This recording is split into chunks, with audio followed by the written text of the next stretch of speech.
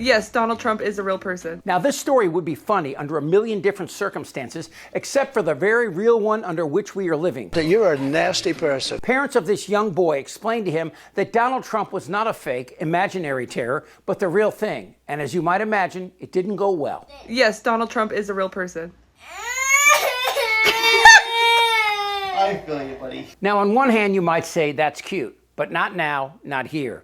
Do you remember in the first 6 months of 2017 when you get CNN alerts on your phone and you'd say, what the fuck has he done now? Well, now you can barely look at your phone without wondering, is it going to get worse? But of course, every day under this pestilent skin tag, it does. But first, let's segregate the population between those who support Trump and the overwhelming majority who don't. And then let's divide those people up into vulnerable and people who look like me. And let's further divide the country between those who have and those who don't. Because hidden in all of this is how Trump rose to this position, a position where he could realistically be a dictator who cancels the elections and appoints himself president for life. I mean, we are on the edge of a dark precipice where the rule of law doesn't exist, at least at the federal level. And that, I don't think people fully understand that yet. And they say, we don't need him. Freedom, freedom. He's a dictator. He's a dictator. A lot of people are saying maybe we like a dictator. Trump rose to this position by clearly stating his goals from day one. I'm very rich. Come on, it's obvious, right? Trump has always valued money over everything. Family, country, friends, even God, which he obviously uses as a ruse to convert more fools. You mentioned the Bible. You've been talking about how it's your favorite book. And you said, I think last night in Iowa, some people are surprised that you say that. I'm wondering what one or two of your most favorite Bible verses are and why. I wouldn't want to get into it because to me that's very personal. You know, when I talk about the Bible, it's very personal. So I don't want to get into verses. I don't want to get into... There's no verse that means a lot to you that you think about or cite? The Bible means a lot to me, but I don't want to get into specifics. Even to cite a verse that you like? No, I don't want to do that. You're an Old Testament guy or a New Testament guy? Probably equal. Trump was fined by the DOJ under Richard Nixon for refusing to rent to African Americans. And then later in the 90s, after his bankruptcies, when banks refused to lend him money, he borrowed exclusively from Russia. Here's how Dodson remembers the conversation. Who's funding all this growth? Because nobody else in America is doing it. I said, which American banks? And he said, we don't rely on American banks. And I said, no kidding. I think I said, so who is it, the Israelis or the Chinese? Because they are the ones that were really spending money. I remember very clearly what he said. He said, no, we don't need American banks. We have all the funding we need out of Russia. Then Trump sold the entire 45th floor of Trump Tower to the Saudis. And about a decade later, the Saudis gave $2 billion to his son-in-law. All of this happened before he became president. After that, the grift was on full speed. But that's when all this grew darker and took on a profound malevolence. Yes, Donald Trump is a real person. Which explains why that kid is crying and why the rest of the world is right behind him. Who you talking to? Trump's failures never hurt him. So let's go back to these three different groups again. Those who support Trump and the overwhelming majority who don't. The vulnerable and people who look like me. Discriminating against and denigrating, just denigrating white people. And then let's further divide the country between those who have and those who don't, okay?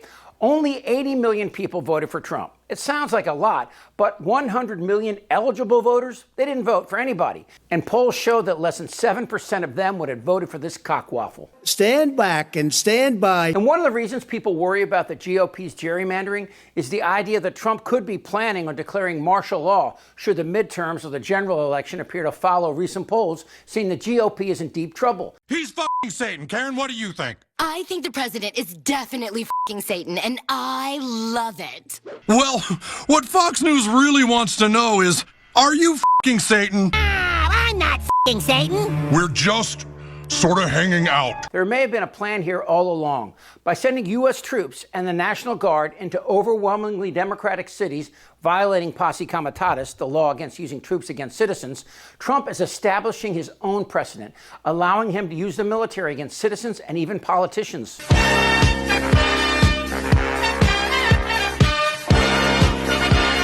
And the vulnerable in America are immigrants. And of course, they are the key to our economic future. But as we saw firsthand, Trump's approach to immigration is obscenely different. Immigrants are the sons and daughters. We are the descendants of 40 million people. If we ever close the door to new Americans, our leadership in the world would soon be lost. They're eating the dogs. And of course, back to money. Trump is supported now by Silicon Valley, proving that the tech bros are nothing but geeky whores. Thiel, Cook, Zuckerberg, and for a long time, Musk, who most probably will end up back at the table. Where am I going? Where the hell am I going? So Trump has changed America in clearly definable ways. Trump fueled division and sparked a record uptick in hate crimes.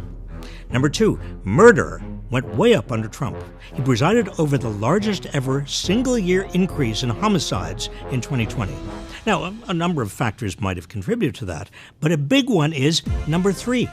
Gun sales broke records under Trump, who has bragged about how he did nothing. We did nothing to restrict guns as president, in spite of, number 4, under Trump, America suffered more than 1,700 mass shootings.